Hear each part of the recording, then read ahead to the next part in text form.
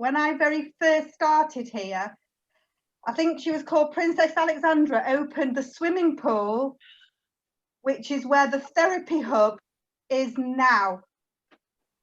So that we don't have a swimming pool anymore, but it was opened and the fundraising money came from us and the Kingsway School across the road. And we were all stood outside the front here waiting for her to drive up. Did you practice your curtsy, Susie? Oh, I had to put a dress on. I was more mortified at putting a dress on. Not jeans, but yeah. And you know what? The sun shone that day. It was a really, really, really lovely day. But that was one of my first times here as well. I actually got invited after I got the interview. So yeah. So I was here before Inscape got its name. We were based in the Boys and Girls Welfare Society School, BGWS, in Bethesda. And then we had one classroom in the main corridor. And then we became Inscape the following April. Wow. And do you know where the name came from, Susie? It was David Seddon. I think he gave the chance for parents and staff to name it. When I first started with the trust, I worked in Sandbach for 8 years, and then we went over to Macclesfield to Ivy Lane for just over 5. So we were sort of quite out of the way, and we sort of didn't really interact with a lot of people. But I have got to say I was very proud of myself when I led my first inspection last year at Ventnor Road, and we got good. Hey. Well, I think mine is like when I first started, like the summer fairs, because it was I've been to the summer fairs before, years ago, before I started working for the trust, when it was the old Bethesda building back in, like, I think it was like 91. I did the first aid with the St John Ambulance for one of the summer fairs. But then when I started working for the trust, they just changed name to Together Trust. And the summer fairs were, the first couple of summer fairs, they were really good because it brought all the services together, because you spend a couple of months beforehand preparing and saving stuff up. And they had the big marquee. So on the Thursday, you had the staff kind of like where staff could go and have a drink. Then on the Friday, it was a massive party for all the young people in the trust, where they would all come dressed up, and it'd be like a proper party atmosphere, and staff would get together. Then you'd have the summer fair on the Saturday. So it was quite a good 3 days of everybody getting together, and you got to mix and meet other units as well. So you got to like meet and see what lots of other people did within the trust. So that was quite a good first experience, the first summer fair and staff party. So I have worked here now for, oh my goodness, 12 years.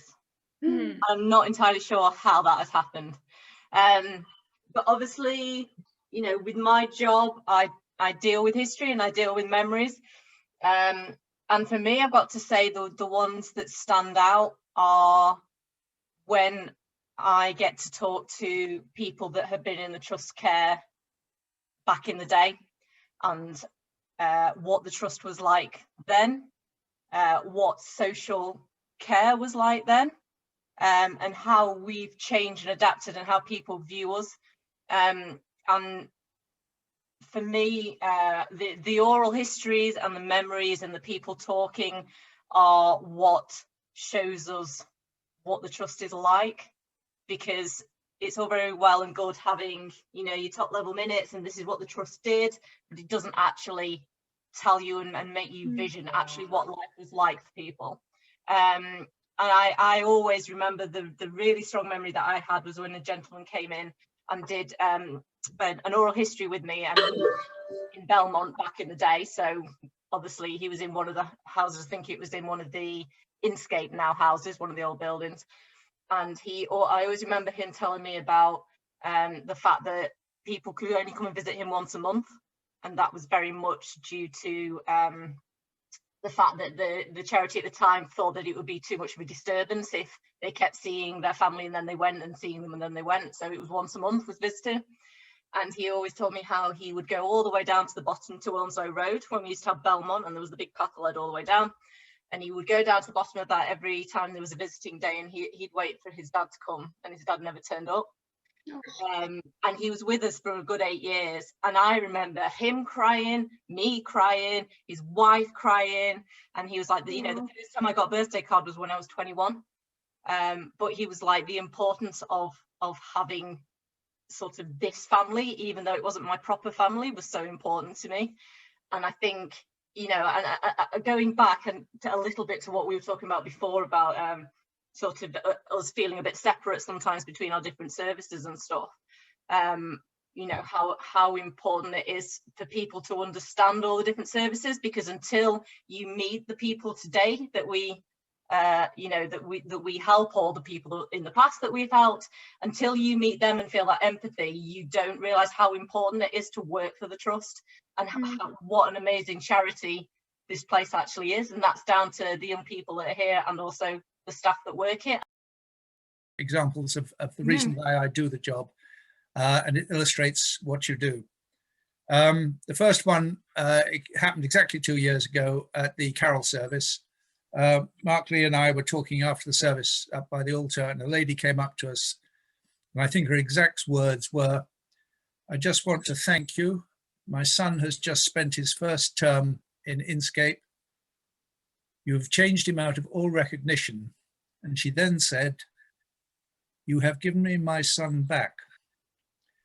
And that was one of the most powerful statements I've ever heard. It cracks me up every time.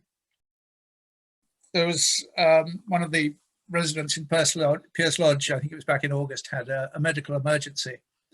And I was privileged to see the house manager's report to her head of a unit, which told the story of how the staff there had reacted, waiting for more than an hour for an ambulance to come.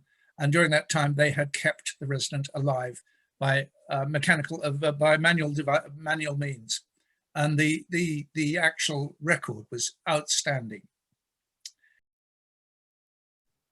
I was governor at Bridge for 10 years, and Lisa put on the presentation from two of the staff about one of the students who had arrived at Bridge, and at the time he arrived, he couldn't be in a room with anyone else at all, certainly any of the other students, and only one member of staff at a time. And the therapist there, after a couple of years, had worked him into socializing. And she said, I go on marathon runs with someone who works for one of these central radio, I think it was City Radio. And I happened to mention that I have this student who's interested in music. Could we get him a slot on City Radio? And having 2 years previously been unable to be in a room with anyone else, they gave him a 5-minute slot live disc jockeying on City Radio. Absolutely terrified because he had Tourette's and they weren't quite sure what was going to happen. And I was so taken with this, I insisted on having the same presentation made to the main board. And we'd had a very difficult main board meeting. It was during a time when things weren't going as well as they were now. And I can remember the board being totally transfixed by this presentation from the two members of the staff with a video. And it just brought home to them, as it does to me, the sort of work that you do. Thank you. We used to hold summer parties in the Belmont Hall. So we did two summer parties, and we completely kitted out the Belmont Hall. I'll try and find some photos for you. But one of them we had a rainbow party, and we completely covered the Belmont Hall in rainbow coloured streamers. We had balloons on all. It was amazing. We got so told off by Stuart. It was unbelievable, like properly told off. But it was just amazing. It looked incredible, and like the kids absolutely loved it. It was just like, and so much hard work went into it, the planning of it, but then the actual party was so good that it was just completely worth it. And then we had a Wild West one the year after that was just as good. Do you remember, Alistair? I've still got a photo of you in a cowboy hat at this Wild West party. also the It's a Knockout, I think, the original one, with me and Liz and Chris and Hayley and everybody else, and it was just the most fun I've ever had. It was so good. The first one is before I started, and it's why I got the job and how I got the job, in that I was involved in a 2-day recruitment process. And I must confess, I'd come to it thinking I wasn't sure if I wanted the job. You know, at the time I was the regional director for Barnardo's in the Northwest, and I was looking forward to carrying on doing that. But on the morning of the first day, we did a tour around various places, went to Corber Road, went to Bridge College, so we were shown the trust.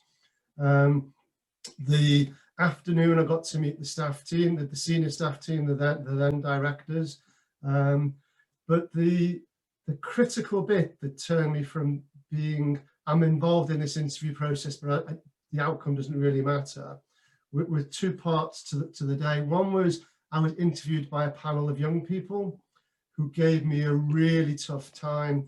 There was a young woman called Paige who was there, who was in one of our films that we still show, and there were young people from education, young people from foster care. And I came out of that interview thinking, gosh, these are smart, bright young people, and if I do okay with them, I might have a chance to get the job. But it sent me a fairly strong signal. The other bit was in the evening of that first day, there was a get-together with all the candidates, met trustees and some staff and managers, but there was also the staff council rep was there. Charlie was there, if you remember Charlie. And I actually thought, well, that's such a good signal about the organisation, that they involve young people and they involve the staff council in the appointment of the chief executive. So from that, when I went home, I put extra effort into my presentation the next day to try and get the job. So that was one memory that really sticks with me. The second one is the Cheadle festivals that we've done in various forms over the years. But the last one before it poured down, so it was good weather. So it wasn't the last one. It was the one probably a couple of years ago. I was staffing the information tents, you know, the gazebo where we have the information, and I was there. And there was a young woman called Beth, maybe Beth then, she's also one of our films, from Inscape, whom is slightly larger than life in more ways than one, both in character and in personality. And she came bounding up towards the information tent, pointing her finger at me, and she had 2 people behind who looked, I thought, probably were her parents. And she was wagging her finger at me going, he's the one you need to talk to. I found him for you. Come, this is him. And I was thinking, oh, good grief, what am I going to be faced with now? What is she so agitated about? And the parents arrived, said, are you the boss? And I said, well, yeah, I'm the chief executive. She said, we just wanted to say thank you. She said, you saved our family. You've kept us together. So I'm still getting a bit choked up thinking about it. She said, Beth had really struggled in the schools that she'd been in before. And actually, we were at breaking points and we were going to separate and split up, and she probably could have ended up in care. And because of what Inscape had done, she said, our family is now still together. And I just thought, gosh, if we can have that impact on a family, this is a great organisation to be part of. Sorry about that. And the same theme was the Children and People's Awards, you know, that we used to hold at Stockport County, and they were good, but the one we held at the Etihad, I just thought was superb. I mean, I'm fortunate in the job I have. I get wheeled out on ceremonial occasions to do some of the fronting bits and everything else, and take a lot of the reflected glory of all the hard work that everybody else has done in the background. We had a bit of an example of that last night with the carol service and all the carol services. But so much effort goes into those events. And the Etihad, I just thought was superb. There was 400 and odd people turned up for that one, twice our normal turnout. I did a little bit of a welcome at the beginning, and then I can step back and stand at the back of the room and just watch what goes on and soak it all in and absorb it all. And I was standing next to, there were two highlights from the occasion. Everybody Eileen often compares those occasions and the sort of the rigor and the sort of process to get people through, making sure everybody gets an award. But I was standing at the back of the hall, and there was a woman on my left, and I don't think she quite realised who I was, even though I might have done the speech at the beginning.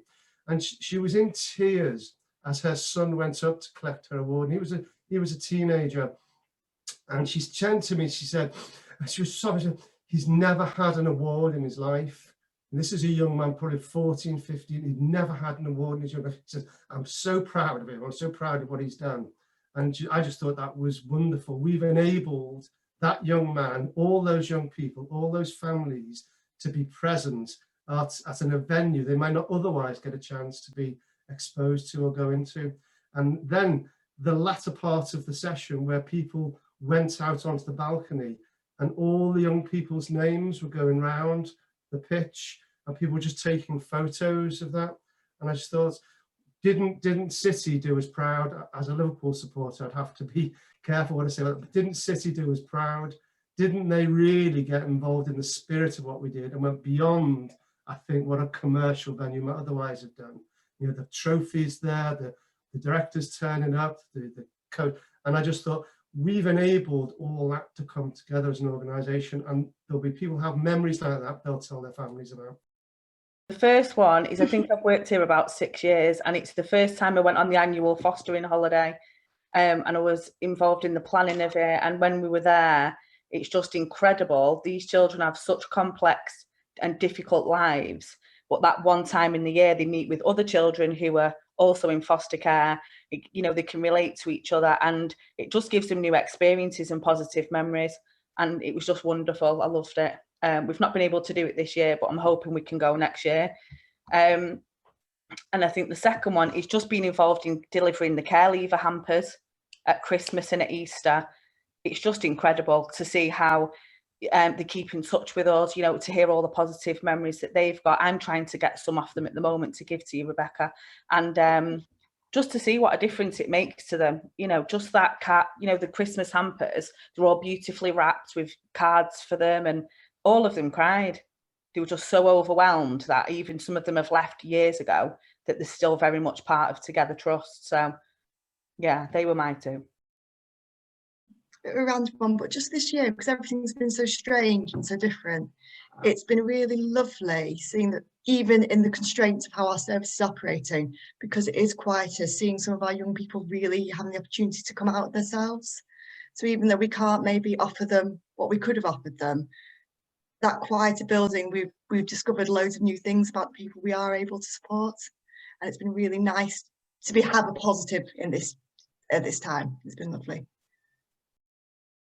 The first is being able to be a parliamentary teacher ambassador and all what that kind of brought. I was able to go to Westminster, represent us, have Mary Robinson at the school the year after, and show her what we were doing and be involved in that. And then also then this year follow that up with Mary doing a video call to us, and just that was just really good. That was like a bit of a dream come true personally for me, being in Westminster, and like, you know, but also like what an amazing opportunity that working at the trust that gave to me. You know, I think because I was able to say the young people that I represent as a teacher, I think that's one of the reasons why I was chosen to go there, because you know, it's such a varied and diverse group of young people that we represent that are really underrepresented normally, and so it's nice to go and do that.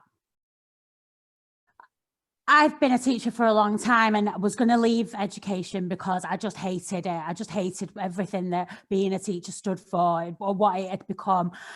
Coming to the trust gave me an opportunity to love teaching again, because being here isn't about the same kind of obsessive exam results and obsessive, you know, data analysis. That's important, but that's not the most important thing. And I did an EHCP, an education healthcare plan, and there wasn't many of us there, not many people turned up. But the grandmother of the child that we were doing the plan for, said, "Where do you keep the wands?" And I said, keep the wands, what are you talking about? And she went, "Well, clearly you've all got magic wands because you've waved it over my son and you've magicked him better." And I said, "Well, it's not a magic wand, it's nurture and care." And that's what we do every single day. And I think that the reason why I come to work every single day, no matter how horrible it is, and no matter what we have to go through, is because we do have these magic wands, and we do kind of make things better for people that, that are not, have been out of education, have had really turbulent times, have been excluded, and feel like nobody wants to care for them, nobody wants them in their lives, nobody thinks they're good enough. And we wave magic wands. And that young person got a level 5 in his mock yesterday, and that's like the equivalent of like a C or B. So actually it's massive. It's absolutely massive. And so imagine what he's going to get next year. I'm really proud of him. So I worked with a young man he's only quite little, for about 18 months, and I couldn't get him into the OT room. He really had difficulty transitioning from one place to another. And we were trying to do a group in the hall, and for about half a term, maybe longer, he would kind of look through the window or wait outside. And one day I'd forgotten something, so I went back to the office and I said, "Are you coming with me to help me?" So he did, and he swore all the way there and all the way back. And he carried the ball in his hand, and he just walked into the hall and joined in everything. But it took me about 18 months to get him to do that. The reason I work for the trust, the reason that I'm proud every single day, is when they turn up, really. And I know it sounds ridiculous and minimal, and it's obviously lovely to hear feedback from parents, carers or whatever. But the reason that I'm proud is them coming in every day. If they pick the head off the sofa, sometimes you just think, this is why I do it, actually, to get you to play hangman and have a minimal amount, whatever their day is with us, give them a happy day. And if I've achieved that, and I know it's reflective with everybody here, if I've achieved them smiling that day, then yeah, I'm proud, I'm happy, and I'm good, I can carry on. Interestingly, Susie took me right back when she first started to when I first was in contact with the trust, which was way before I've ended up working for the trust. Where in 1990, when I was doing my A-levels at Bramall High, we as a sixth form were linked up with students in Bethesda, and I have remembered that since I've been here, but I've only just remembered it again now. So I remember coming one day to the trust and visiting, and I remember in particular there being a couple who were being supported by the trust at the time, who were planning to get married. And I remember having a conversation with them about that as a sort of 17-year-old. And I also remember a young man who, the stories I remember is, had climbed a pylon and been quite badly injured, and had lost use of, I don't know if he'd lost his hands actually, but couldn't, as I remember it, couldn't walk, and had, disabilities with his hands as well. And I remember having a great natter with him, and actually I remember them coming to Bramall at another time as well. So almost that sort of opportunity for us to understand more and link up as schools. So that's my first memory. The other two things I just want to share there is, one was quite early on at being here, and I think until I remembered this last night as a memory I watched, I hadn't realised how much I'd forgotten over the year how much I valued going out into services. And there was one day where I went to Nurture, I think in the morning, and spoke to some of the team there at Ashcroft. And then I went to Swan Lane in the afternoon and met up with Sharon and her team and met the residents there. And absolutely, for me, that is what in my head started off the work we've now started about wellbeing for colleagues, because in both conversations with the member staff I was talking to in Nurture about some of the challenges that that she and her team were dealing with, and then talking to Sharon about day to day the challenges that her and her team dealt with, it was very clear to me from then that we needed to do something very much in terms of wellbeing with staff. So it sort of took a couple of years actually for us to properly get it going, but it was forming even from then. And then my very last memory, which again is quite a small one, but it will always stay with me, is when I used to come into the office, I used to be swimming in Cheadle at the bath, and I remember one day in my swimming costume, about to walk down the steps and actually realizing that one of our staff and a young person was coming up the steps. And as that happened, all of us in our costumes, the member of staff said, "Oh, this is Penny, she works for the trust." And the young man who's still with us, I think he's a resident in our residential children's care and at one of our schools, just touched me on the arm as he came up from the swimming bath. And I'd felt quite uncomfortable about the situation, about us all being in our swimming costumes, you know, and meeting like that. But actually, he just made me feel totally at ease at that moment, just by sort of touching me on the arm as if to say, "Nice to meet you, and it's okay." And I'll never forget that. My memory is very specific. So in 2019, one of the parents of one of the young men that I support on outreach, because I also work for outreach as well as working for Bridge, nominated me for the Trafford Parents Forum Awards. And I cannot for the life of me remember the exact category, but it was going above and beyond, basically. And I've tried to find the email of what they wrote about me, but they said the nicest things. And it's always been the case of if I've ever got a call saying so and so's called in sick, can you work? Like, yeah, no question, of course. And I've no problems with doing that. But to actually be nominated for an award for that, for people to actually recognise that and appreciate you was really lovely. And I went to the awards. It was quite a small affair, but they're reading out all the other categories, and they'll be reading out another couple who run a respite in Urmston were nominated, and I know that they're just like the best respite ever, and I thought, oh, they're definitely going to win. And then a lady who works for a charity working with deaf people and deaf children was nominated. I was like, oh, I've got no hope here, because there's just all these incredible people.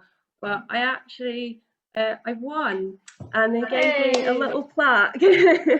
They gave me a little plaque and everything. And I don't really do this job for the medal, but to actually have a medal and for people to really say in front of random strangers how much they love you and appreciate you, the difference that you've made, it was like, oh yeah, you wow, yeah, like thanks for saying thanks, but you're all right, you know, like, yeah, of course, no problem. So it was just incredible to be recognized in that way. And I'm just like, yeah, I'm just doing my job, of course, yeah, you're all right. So it was a really great night to get recognition from somebody outside the trust to say, yeah, you're doing a really great job. And particularly for that young man, it was just so nice to have that really lovely evening. I brought him to the awards because I was like, it's not an award for me, you're the hero here. You know, you're the one who's making the progress. So yeah, that was my memory. Actually getting like, and it's gold and shiny and everything was just really nice. I work at Inscape, so I mean, crazy is just sort of like every day. But I think my proudest moment was after summer, and like the kids had been off for 6 months and it was just like chaos. And I came in to teach literacy, and all 5 of my students were sat down at the table at once, and they all did their work, and we had a massive like celebration at the end because we'd all done fantastic literacy. So yeah, that's my proudest moment. All 5 of my students doing the same thing at the same time. One of the kind of thing that stands out for me is just to say that when my first memory at the trust really was actually my very first day, which is what I spent the day at Newbridge doing interviews for the artists that took part in the 150 artists panel. Lindsay's laughing because I think you there, Lindsay. I'm trying to remember, yeah. And it was just such a nice introduction to the trust.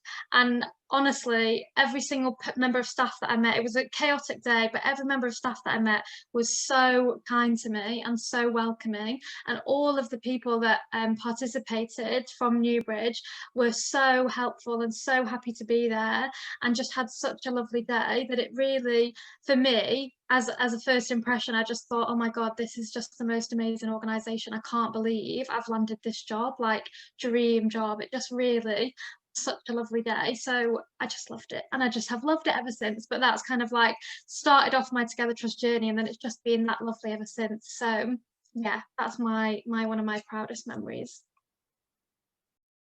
When I was applying and I went to rugby and I was speaking to one of the mums that I play rugby with, and I was telling her, and I went to start explaining the charity, and she was like, no, she has an autistic son, and she just like lit up, and she was like, the Together Trust was my savior when my son was little. It was my first break I ever got. And I know her son is amazing now, and he's an adult, he's 18. But she was like, that was my first ever break. He wouldn't interact with other people. She was like, I couldn't leave him alone. She said that first, I think it was about 8 when he came to the trust, and she said until then she just felt so lost and alone, and so she just has such amazing memories of the trust. And it was just so nice to hear just somebody out in the community just have such a positive thing to say about the place. Something that's really prominent to me is one member of our team produced a video, and it's called Stronger Together during COVID, and it's just a collection of all the activities that we've done to help the people we support during these times and our colleagues, and it's just such a lovely video. And I think that anytime I get to see, you know, the true frontline work, it just makes me so proud that I'm part of that cog and I'm part of this organisation.